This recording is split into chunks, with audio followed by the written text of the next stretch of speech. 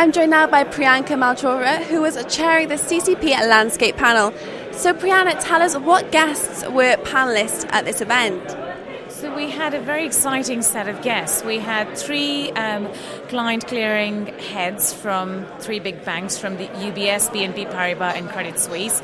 And we had three CCP representatives from LCH ClearNet, Eurex and from xClear. Fantastic. So that's a really extensive array of guests that you had. So what were the kind of topics that were being discussed?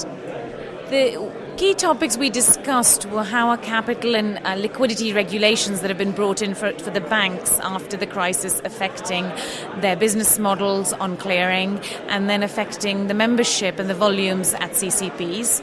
We also talked about whether porting is a reality. So porting is moving client positions and their collateral from one clearing member to another clearing member in a default situation.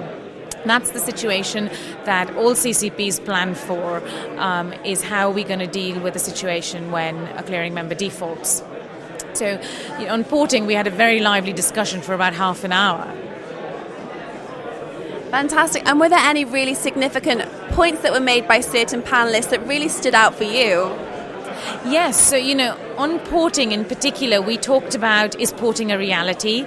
There was a grandiose debate between them. So, and some of the banks felt porting is not a reality. The one person who really felt porting was a reality was Richard from LCH ClearNet, who said, we practice for this all the time. And there was quite a healthy debate between him and Matthias from Eurex, who said, yes, but in business as usual, not in a crisis situation when you have to move multiple clients. We then moved on to, so what do we need to make porting a reality? Because everyone agreed that it is absolutely essential that we are able to port client positions and we don't close them out in a crisis as a CCP. And they reached a conclusion that the key things we needed to address were insolvency law in Europe.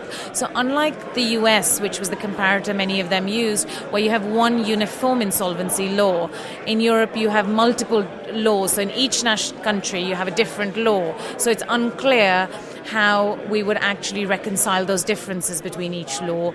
We talked about the need to address the capital requirements, because in a crisis when banks are facing very tough capital requirements and their own losses, how is a new bank going to take on the risk of a new client and its risk positions? And we talked about exploring new client clearing models rather than the existing ones of omnibus and individually segregating accounts, so where the CCP and the client have direct relationships. Well, Priyanka, it was a pleasure to watch the panel, so thank you so much for speaking with us today. And thank you for watching. Keep clicking back to keep updated with all the exclusive interviews.